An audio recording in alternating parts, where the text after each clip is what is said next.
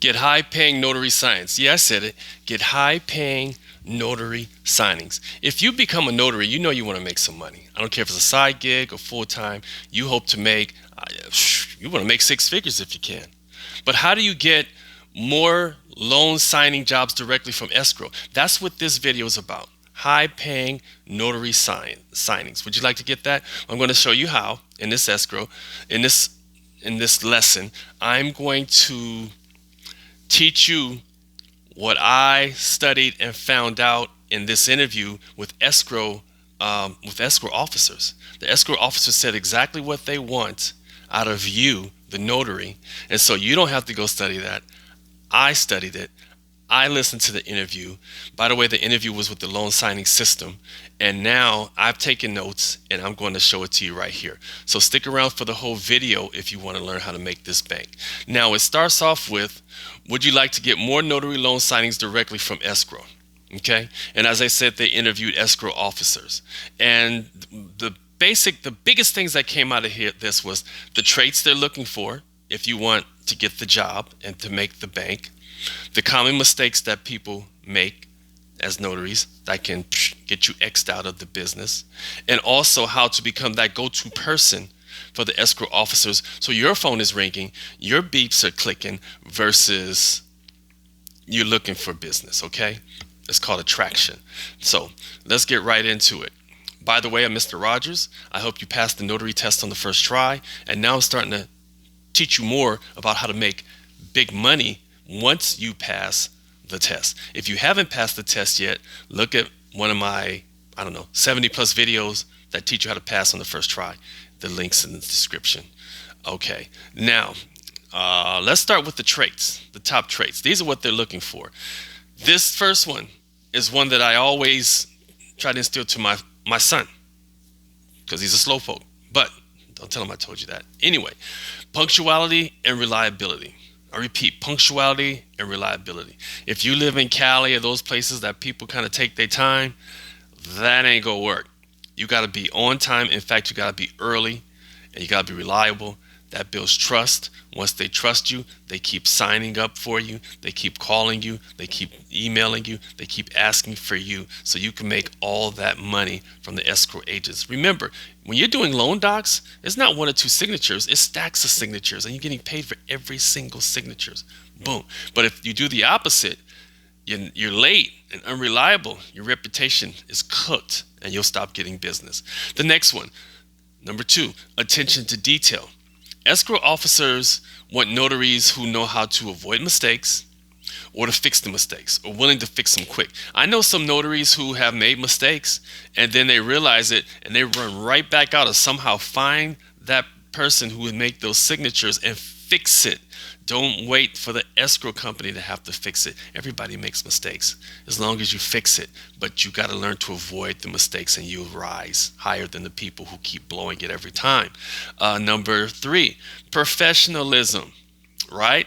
You represent the escrow company and the escrow officers when you go ahead and get those signatures. What is the norm in the area? Like this shirt here. In Hawaii, this was a kind of professional shirt. This was okay. It's hot. It's humid. People might wear this. It's a button down. It's all good. If I showed up in a suit, they look like, oh, this guy worked for the IRS. Are we getting an audit? But what if I'm in the city? If you're in New York, you're in different places. You got to go by what your environment is for your place. Some is shirt and tie. Sometimes it's a polo, but just be neat and clean and professional, right? All right, number 3, clear communication. You do the process, you get it done, you have to upload the documents for them. That's in later lessons. Let them know it's done. Let them know, call them, hey, I just met with your client, everything's signed, this is happening next. So they can feel comfortable with you knowing that you got it done. And every time they send you out to do it, bam, they know they're going to get feedback and it's done. They're not going to be looking around saying, are those docs done? Because no one gets paid until that's done. You're crucial. No signatures, no funding, no pay. No notary, no signatures, no funding, no pay. They need you, but you got to, communicate with them.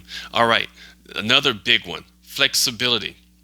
I have a notary friend who said, "Oh yeah, I just drove. We're in California, way out to Lancaster and guys." I was like, "Way out there?" Say, "Yeah, but they charge for some miles and they got paid per signature, or they might go someplace far at the last minute because that's adding." And now the escrow officer knows, "Hey, I can call you and you're gonna hop in that car and go get it done."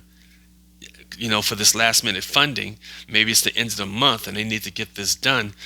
They can rely on you and they're going to start sending you more work.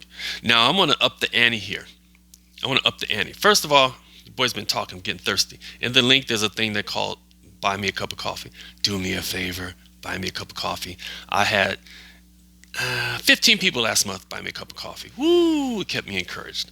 Anyway, the next stage of this video is how to get notary jobs from them. Not just what they're looking for, but I promised you earlier, how do you get the jobs? The first thing they said to do is make sure, well, first of all, how do they even know you exist? You think they're going to just find you? You got to go where the escrow officers are and network with them. Go where they are. Where are they? They're at real estate mixers, right? They're at the escrow association meetings. There's some in your area, right? They're at the Chamber of Commerce events, right? Friend of mine, she just joined the chamber. In the Chamber of Commerce, they only let one person represent that type of business in the chamber. So if you're that notary there, you're that notary there. Okay? That's how it normally is. So all those other small businesses in the community, you're the notary. And hopefully you get to know them, and guess what? They send you business because they need things done, whether it's loan signing stuff or anything else that needs to be notarized. You're that person, all right? As long as they know, like, and trust you, of course.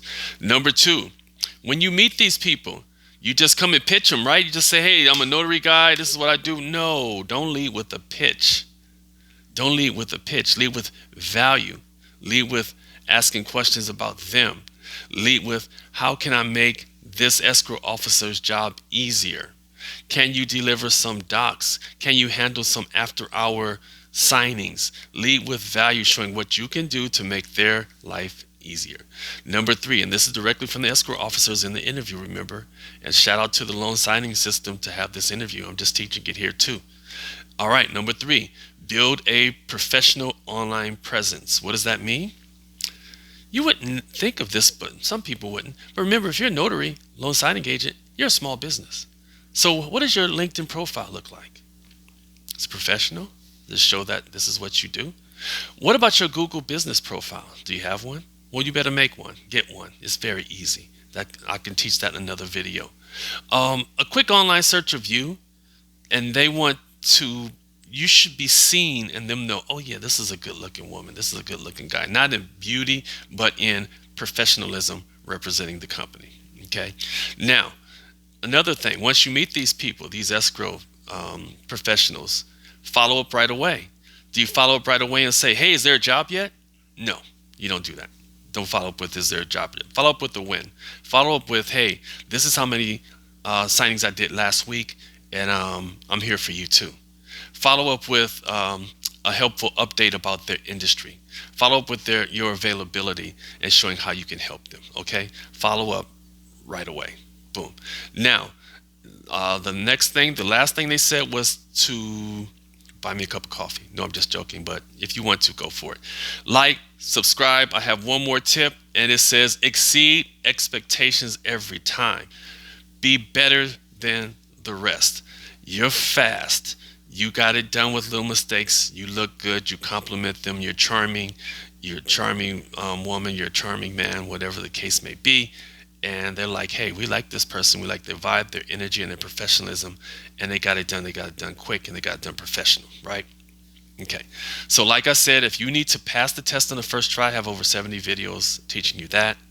I hope this helps you and motivates you on your journey to make 6 figures as a notary or loan signing agent. I've also recently made a video that teaches you how to transition from or add loan signing to your book of business if you are a notary at this point. Man, we killing it on this station. We killing it. Let's go. It was fun. I'll see you guys in the next one.